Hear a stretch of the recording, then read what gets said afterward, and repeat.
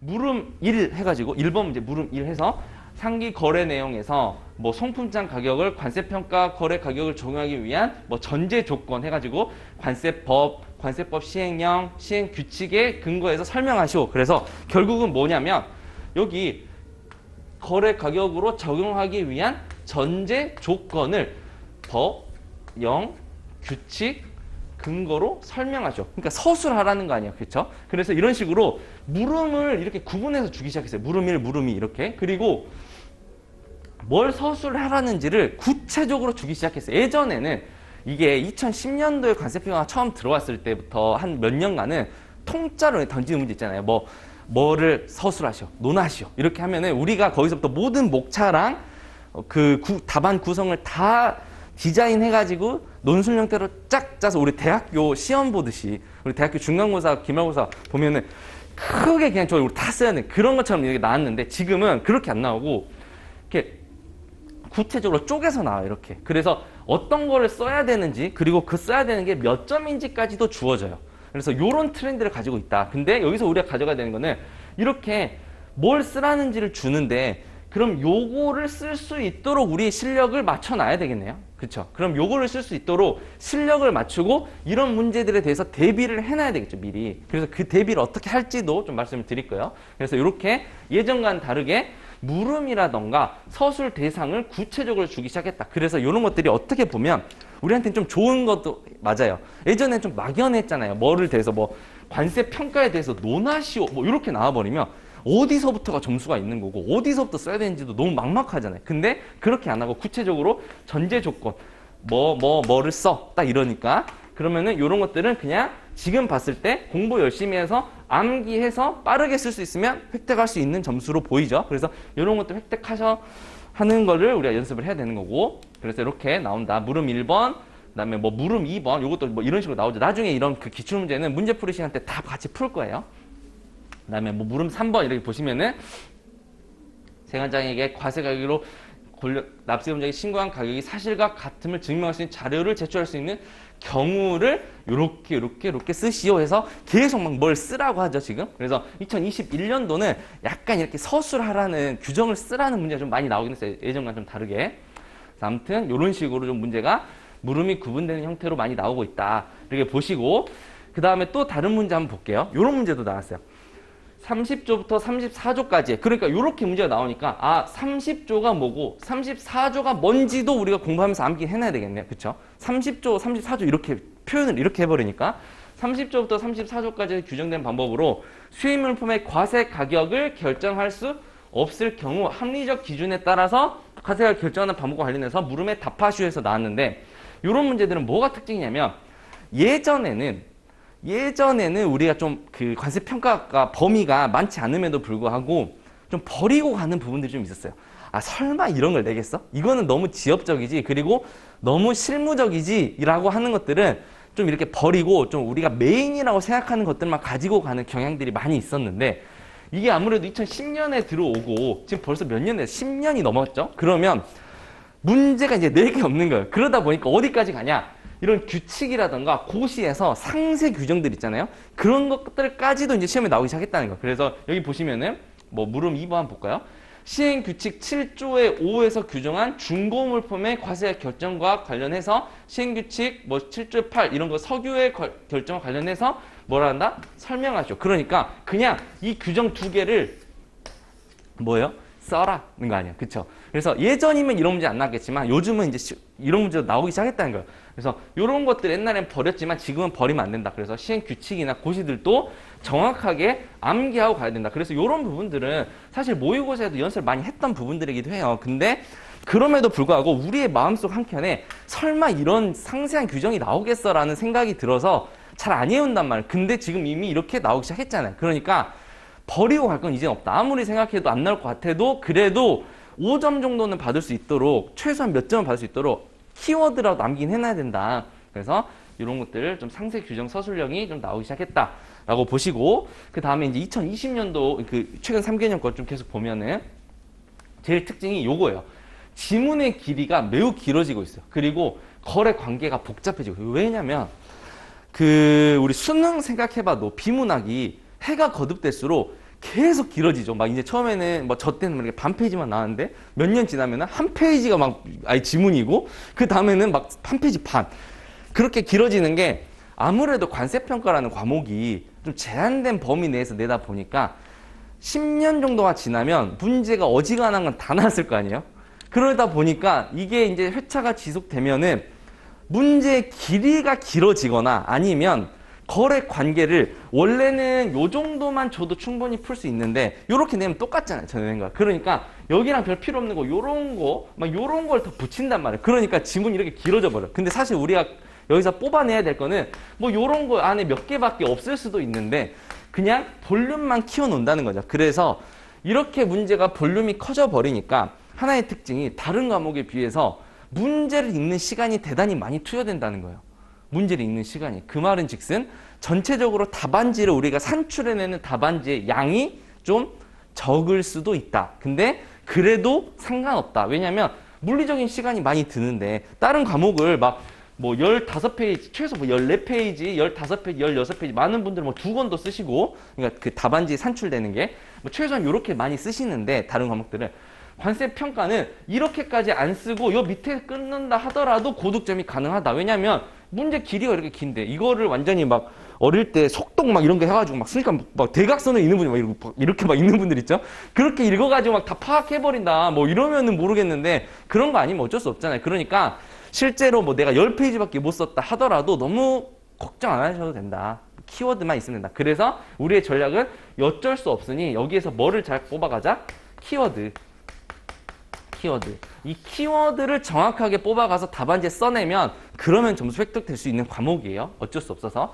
그래서 지금 이것도 예시를 한번 보시면 2020년도에 실제로 시험장 가면 이렇게 문제가 나왔어요. 지금까지 막 물음도 이렇게 똑같이 나오죠. 물음 하면서 세분화되고 아까 처음에 봤던 특징. 그리고 여기서 보시면은 거래 관계가 이런 식으로 나와버려요. 우리나라에 소재한 수입자 I는 뭐 이렇게 상황을 주는 거죠. 우리나라에 있는 I라고 하는 사람은 수출국에 있는 뭐 P사와 풍력발전 세트 5대에 대해서 계약을 체결하고 그래서 이런 거래 상황들을 쭉 준다. 그래서 쭉쭉쭉쭉 주고 그 다음에 여기서 지금 또 하나 우리가 가져가야 되는 특징이 이런 게 있죠. 그래서 거래 상황을 어디까지 주냐면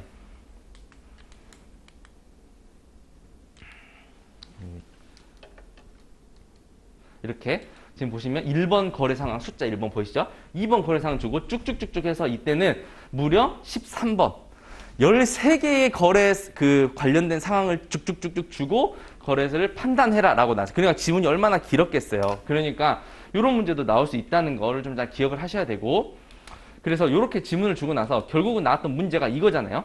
상기 거래 내용에 포함된 1번에서 13번 항목에 해당하는 금액의 관세평가 모의 성격과 과세 여부를 고르라는 거예요. 그래서 관세평가 맨 처음에 설명드렸던 것처럼 어떤 그 수입물품의 과세 가격을 결정하는 건데 과세를 결정한다는 게 어떤 비용들이 A부터 Z까지 여러 비용들이 있으면 그 각각의 비용들이 과세가 된다, 과세가 안 된다를 판단하면 되는 거 아니에요. 그래서 과세가 되는 애들을 묶어서 더하면 그게 과세 가격이 될 거잖아요. 그러니까 13개의 비용을 주고 판단하라는 거예요. 과세냐 아니냐.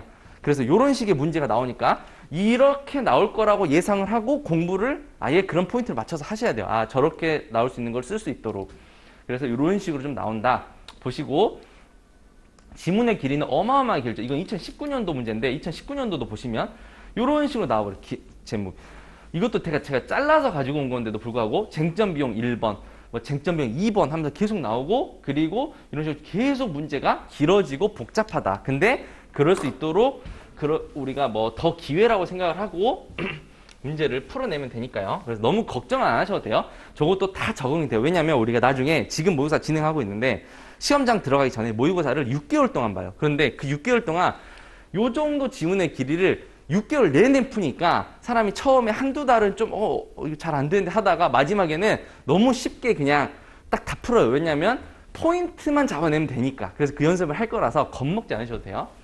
그리고 이제 계속 또 보면은 그 기출문제를 판단했을 때 어떻게 요즘 문제가 나오냐면 사례 판단 문제하고 규정서술 문제가 같이 나와요. 예전에는 이런 문제, 우리 전체적으로 관세평가 문제가 이렇게 두 가지거든요. 예전에 강세가 나왔던 게 규정을 서술하는 것 이런 유형 하나, 그 다음에 사례를 판단하는 유형. 이렇게 두 가지 유형밖에 없어요. 그래서 규정을 서술하는 거는 지금 암기하고 있으신 뭐 관세법 30조 뭐 1항 1호를 쓰시오 그런 거예요. 그냥 아까 봤죠. 뭐 어떤 규정을 관세법 규정에 의해서 쓰시오. 그러면 그 규정 우리가 암기한 거를 그냥 서술만 하면 돼요. 뭐 다른 설명 이런 거 필요 없이 그냥 그 규정을 그냥 그대로 때려박아 서술만 딱 해내면 그냥 점수 거기 배점 끝. 근데 사례 판단형 문제는 아까 그 거래 상황 주어진 거 봤죠? 거기서 이거는 과세다, 비과세다. 이걸 판단하는 요 이렇게 두 가지밖에 없을 거잖아요. 근데 예전에 처음에 2010년부터는 요런 유형들만 거의 나왔어요. 그러니까 우리가 규정만 암기해서 들어가면 됐는데 한 5년 뒤부터는 갑자기 이런 것들 안 나오고 이런 것들만 나오기 시작하는 거예요. 사례만 판단해서 과세, 비과세만 쓰도록. 그러다가 지금 어떻게 나오냐? 요렇게 나왔어요. 합쳐서.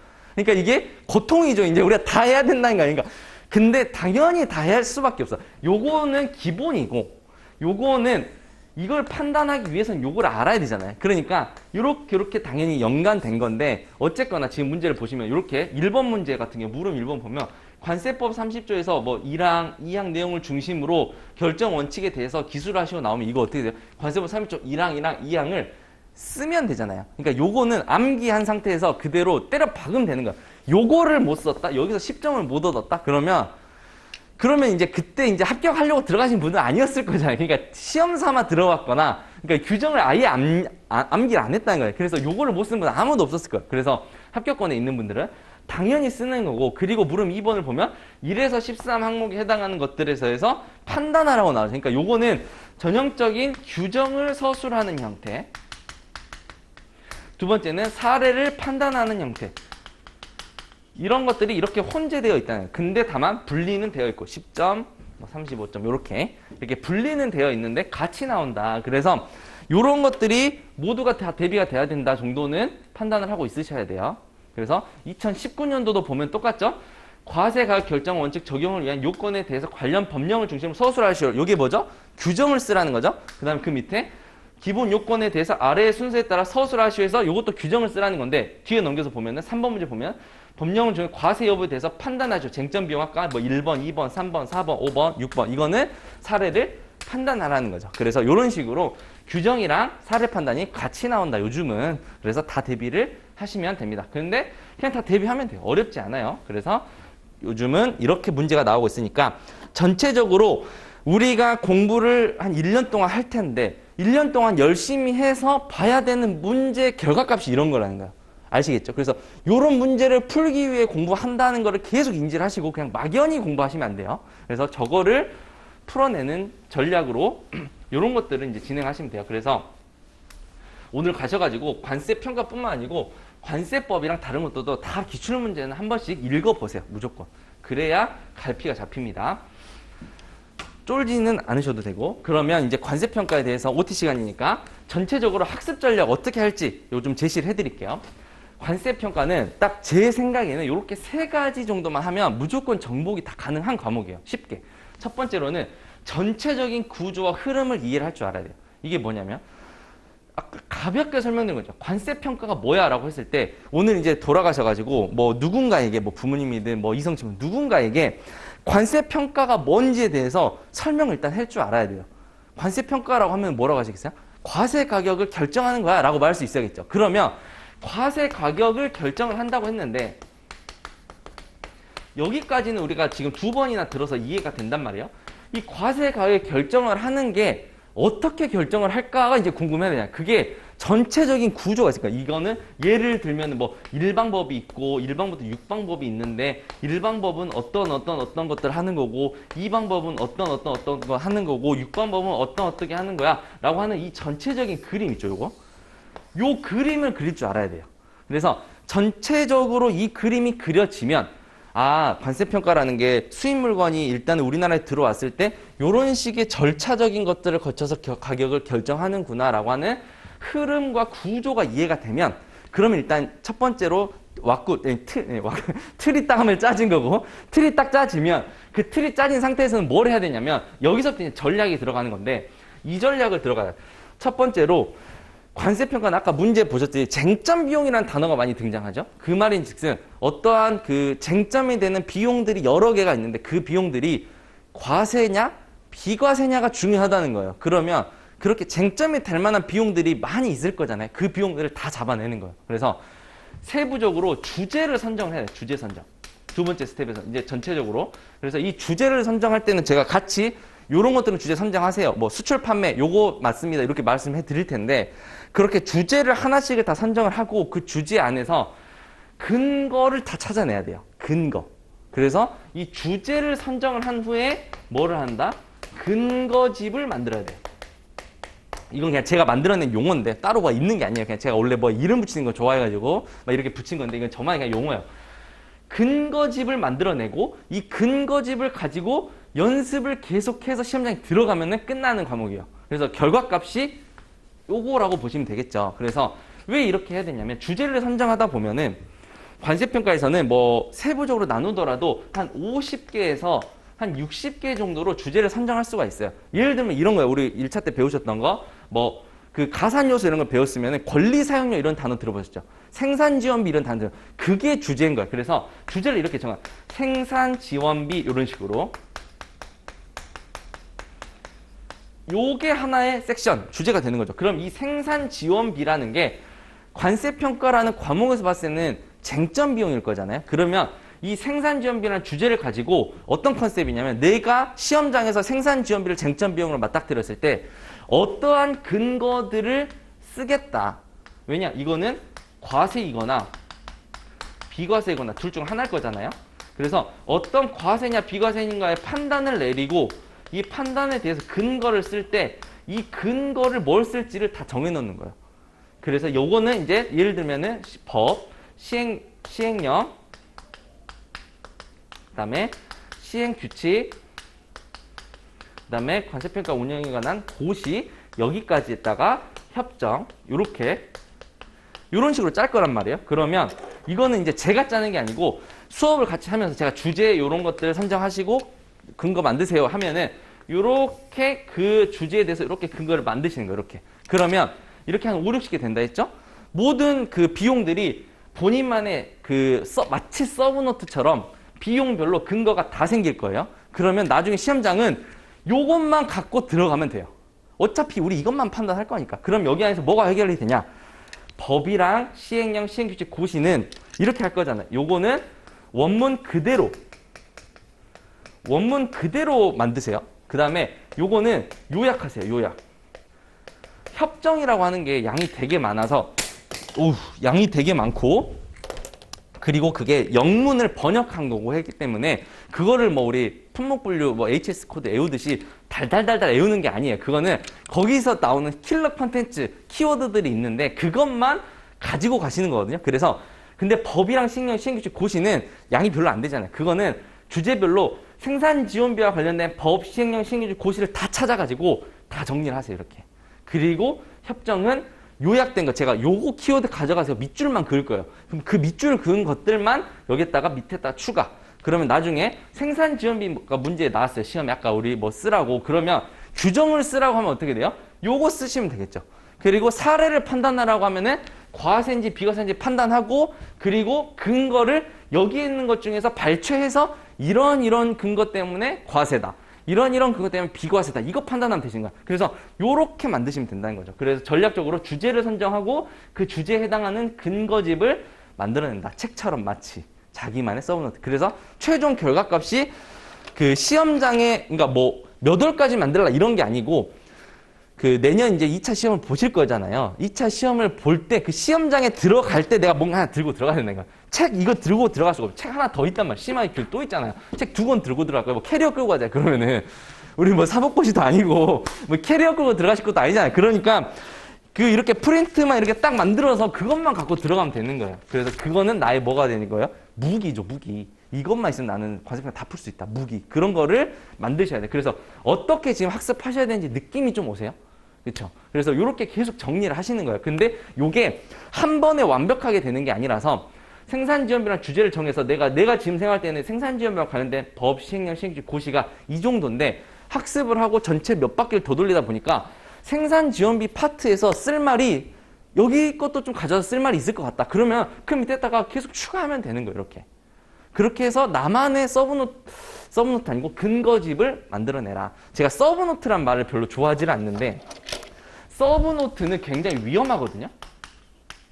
수험생들마다 서브노트를 만드는 걸 좋아하는 분들이 있고 만드는 걸 싫어하는 분들이 있어요. 근데 저는 만드는 걸 싫어했어요. 왜냐하면 성격 때문에 성격이 저는 좀 꼼꼼하고 약간 완벽하게 하고 싶어하는 스타일이란 말이에요. 그런 사람들한테는 서브노트가 적합하지 않아요.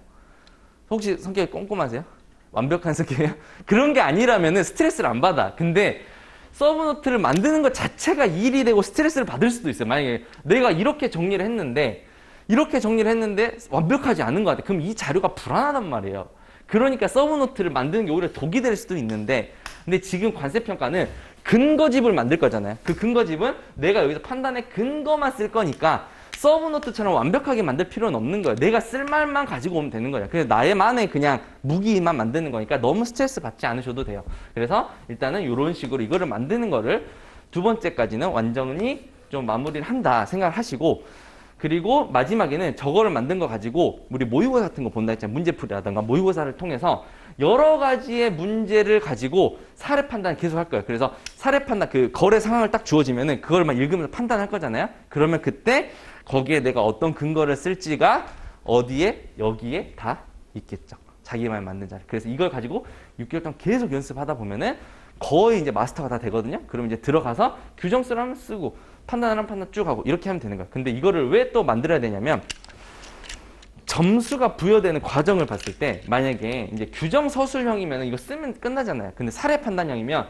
과세 비과세를 판단하거나 아니면 가격을 결정하거나 뭐 그래야 될 텐데 이 판단을 내렸을 때 내가 이거는 뭐 과세 됩니다. 과세 이렇게 썼단 말이에요. 그러면 점수가 다 나가기가 어려워. 왜냐 이거 찍었는지 어떻게 알아요. 그래서 뭐든지 판단을 내렸다는 거는 왜 그런 판단을 내렸는지에 대한 근거를 쓸 수 있어야 돼요. 근거를. 그래서 항상 그게 연습이 돼요. 나는 이렇게 생각해. 왜? 이런 근거들 때문에. 근데 왜 그 근거가 썰로 풀어버리면 안 된다는 거예요. 우리 무역 실무 쪽은 내가 잘 몰랐을 때 썰로 풀었을 때 맞을 만한 문구들이 되게 많이 있잖아요. 근데 관세 평가는 썰로 풀었을 때 맞을 만한 문구가 별로 없어요. 왜냐면 이 근거가 다 법에 있거든요. 법에서 요거는 생산지원비로 봐야 돼. 아니면 요거는 생산지원비로 볼 수 없어 라고 규정을 하고 있는데 내가 여기서 판단하고 그 근거를 안 쓰면 찍었다고 생각할 거 아니야. 그러니까 판단을 내렸으면 무조건 뭘 쓴다? 어디 규정에 의거하여 이렇게 봐야 한다. 이런 거 있죠. 그래서 결과값이 관세평가 공부를 열심히 하셨으면 뭘 할 수 있어야 돼요? 각종의 비용이 나왔을 때 과세다, 비과세다 판단할 수 있어야 되고 왜? 그게 법적인 근거가 뭔데? 그래서 법 몇 조에 뭐가 있었다. 혹은 관세평가 협정에서 이런 식으로 권고를 하더라. 그런 것들을 가지고 판단을 할 수 있다라고 하면은 관세평가는 정복이 되는 거예요. 그래서 이런 것들이 쌓이다 보면은 전체적으로 그 과목 자체가 다 만들어지는 거거든요. 그래서 관세평가는 이렇게 정복하시면은 충분히 가능하고 그러니까 재미가 있을 거예요. 이걸 만들어가는 재미가 있을 거고 조금씩의 발전해가는 재미가 있다 보니까 이 과목은 조금 성취가 있고 정복이 되는 느낌이 들어요. 다른 과목과 다르게 그런 특징이 있는데 다만 여기서 이렇게 쭉 이제 간다고 했잖아요. 이렇게 더 붙인다 했잖아요. 근데 여기서 뭘 조심해야 돼? 학자가 돼가지고 막 소수론 붙이지 마세요. 이게 메인인데 여기다가 갑자기 그런데 저기 영국 어디 사례에서는 이거를 이렇게 보는 경우도 있다더라. 이런 걸 붙이면 자기가 이걸 읽으면서 갑자기 헷갈리잖아요. 내가 판단을 과세라고 했는데 근거는 영국 이상한 뭐 소수론 써버리고 막 이러면은 앞뒤가 안 맞잖아요. 그리고 점수는 여기에 더 큰 배점이 있는데 내가 공부 열심히 했다고 소수론을 갖다 들이대면 점수를 주고 싶어도 여기에 메인인데 줄 수가 없잖아요. 그러니까 항상 딱 여기까지만 정리하시고 이게 정리가 다 되면 관세평가는 거의 정리됐다고 생각이 드니까 나중에 범위가 넓은 과목들 있잖아요. 뭐 품목분류, 무역신문 이런 거 범위 너무 많잖아요. 그런 것들한테 좀 시간을 할애해 줄 수도 있고 우리가 뭐 공부를 하루에 10시간을 한다라고 하면은 10시간, 눈빛이 흔들려요. 10시간 정도 하실 거죠, 나중에. 눈빛이 좀 흔들렸는데, 10시간을 한다고 했을 때, 뭐, 2시간씩 배분을 했을 때, 과세평가는 뭐, 1시간만 배분하고, 뭐, 30분씩은 뭐, 무역 실무나 아니면 내가 부족한 뭐, 다른 과목에 배분을 한다거나, 뭐, 대외 외환에 배분하나, 뭐, 이런 식으로 효자 과목으로 좀 만들어내야 돼요. 그래서